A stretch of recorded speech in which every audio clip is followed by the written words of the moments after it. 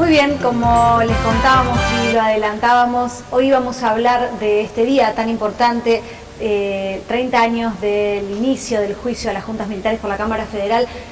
Tenemos un invitado, un referente de la UCR, 2 veces candidato a intendente, Pedro Aguirre. ¿Cómo estás, Patín? Muy bien, gracias.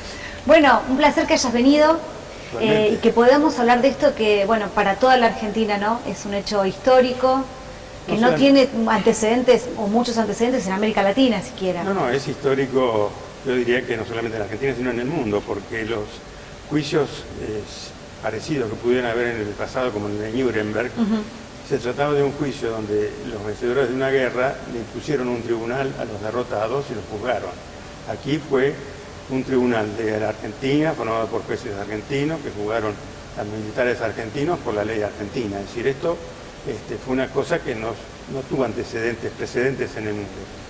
En realidad este proceso, es decir, por parte de la Cámara Federal sí se conmemora ahora, pero el proceso empezó antes, porque el 13 de diciembre de 1983, un decreto del presidente Alfonsín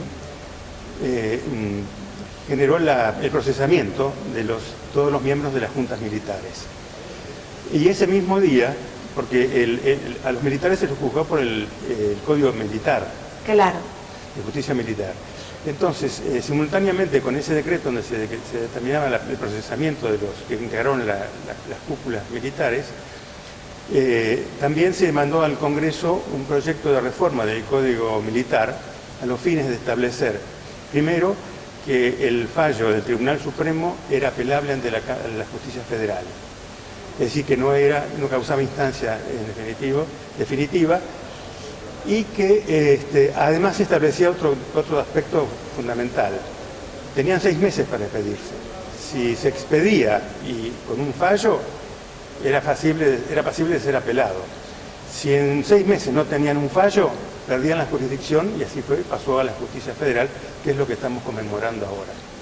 Pero en realidad fue todo un proceso que requirió, digamos, analizando el contexto histórico, necesitó de coraje y riesgos, porque en ese momento la Argentina tenía una tradición de golpes militares donde no solamente los militares se creían con derechos, sino algunos hasta con el deber de hacerlo, y además había un porcentaje de la población civil que también los alentaba. Exactamente. Entonces, es decir, la democracia incipiente en ese momento era vulnerable. De modo que realmente necesitó de mucho coraje y decisión para llevar adelante, y además con las limitaciones que obviamente la situación política también lo establecía. Y este proceso además no solamente fue el proceso judicial, sino que además en esa etapa se generó la CONADEP, que también es otro antecedente inédito, porque no ha habido otras comisiones como estas, donde se recabaron la información y los reclamos de los afectados, o parientes, amigos. Y esa es la información que sirve de base para el juicio. Por supuesto, todo eso se volcó al tribunal, que fue, digamos, el Ministerio Público todo a cargo del fiscal Estracera, y que llevó a la condena de los que fueron titulares de las juntas militares durante el proceso militar.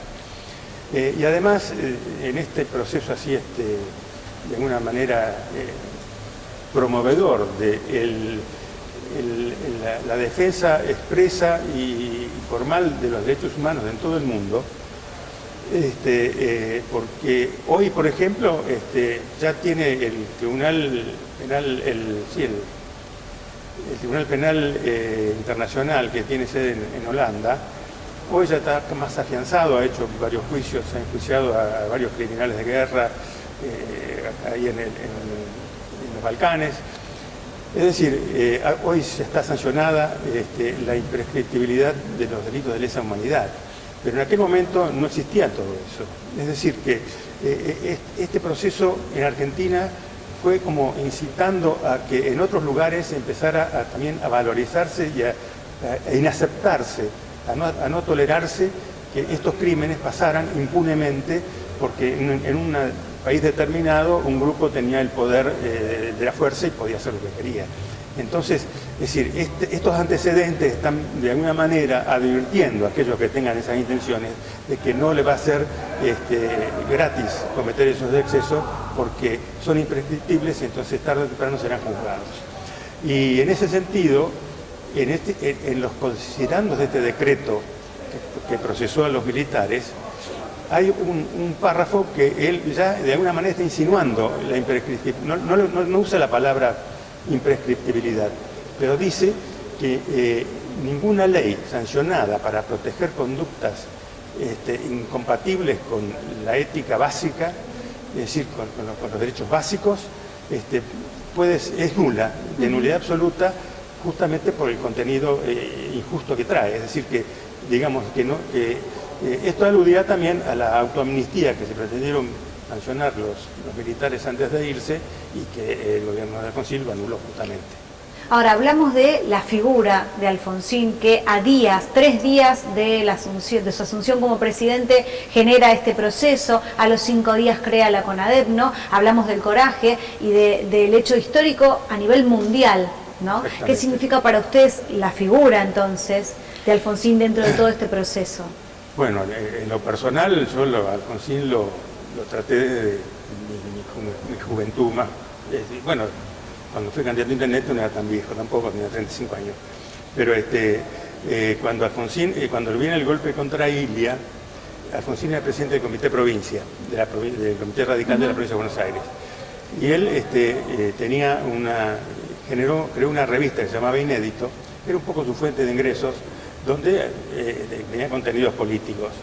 Entonces yo era un poco el que le traía las revistas acá, las vendía y le llevaba el dinero a los responsables de la edición para ganar.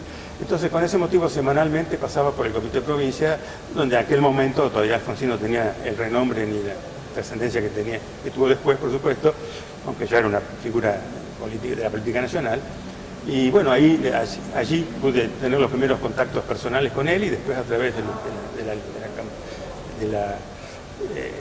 trabajo en conjunto, de la lucha política en conjunto, siempre hemos tenido su permanente presencia, sus conceptos, su espíritu. Yo creo que si Alfonsín, a la vez que una lucidez y una formación política y humanística notable, además tenía un espíritu, una convicción, una confianza, una fe, que realmente, si uno analiza, digamos, toda su trayectoria, hasta dónde llegó, sin nada más que los recursos de su trabajo, porque yo creo que me consta que él, aún a veces, nosotros nos teníamos que turnar para llevarlo de un lado a otro, porque no tenía recursos ni para pagarse los pasajes, vivía así, digamos, como un nómada, pero se recorrió la Argentina pueblo por pueblo, casa por casa durante muchos años. Es decir, que cuando llegó al país lo conocía de ida y de vuelta, ¿no? Es decir, que no tenía secretos para él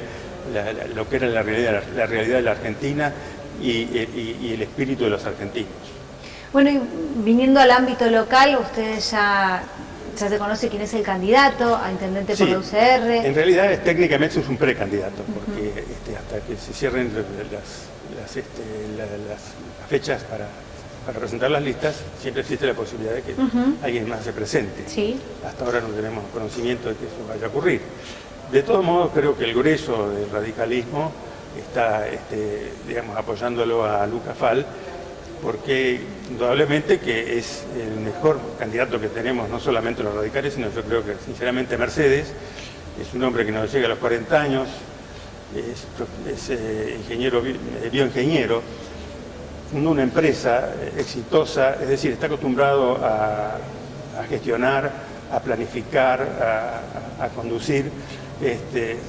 Ha vivido en Mercedes, vive en Mercedes, ha trabajado en las distintas actividades de la ciudad, clubes, esas cosas. Es decir, es un hombre compenetrado con la realidad de la gente de Mercedes de todos los días y a la vez con una capacitación que creo que es fundamental para poder establecer no solamente un manejo, una gestión acertada, sino además para ir poniendo ciertas bases que confiamos en que sean después enriquecidas y postergadas y continuadas por los que sigan porque evidentemente acá hace falta que hagamos, digamos, políticas de Estado, es decir, que trasciendan las gestiones de un intendente y que de alguna manera, para que Mercedes pueda crecer y transformarse, estos planes nunca se van a votar en 4 años. Pero Lucas tiene una propuesta que a mí yo siempre se la reconozco como muy valiosa, y es que él opina que va a ser intendente por 4 años nada más. Él no, porque él sostiene, y creo que con razón, que cuando el intendente se propone su reelección, los últimos 2 años lo dedica más a preparar su reelección que a preocuparse por el futuro, y el presente y futuro de la ciudad. Entonces, yo creo que, es decir, que él pueda iniciar un proceso de echar bases racionales para que Mercedes pueda transformarse y lograr un funcionamiento y una calidad de vida mejor que la actual, creo que es la persona más indicada. Y después, bueno, dentro de 4 años, a los siguientes 4 años vendrá otro, que esperemos que sea, digamos, continuador de las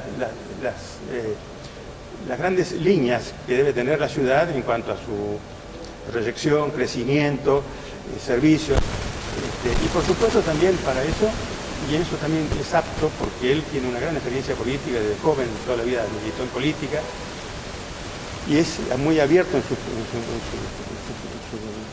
cerebro, en su cabeza, es una persona muy abierta, y va a convocar seguramente que a todos los que lo votaron y los que no lo votaron, para poder ponerse de acuerdo en establecer políticas que tengan perdurabilidad en el tiempo, porque eso es lo que creo que nos hace falta. Muchísimas gracias, Fatín, Gracias ha sido muy claro y muy amable. Al contrario, muchas gracias a ustedes.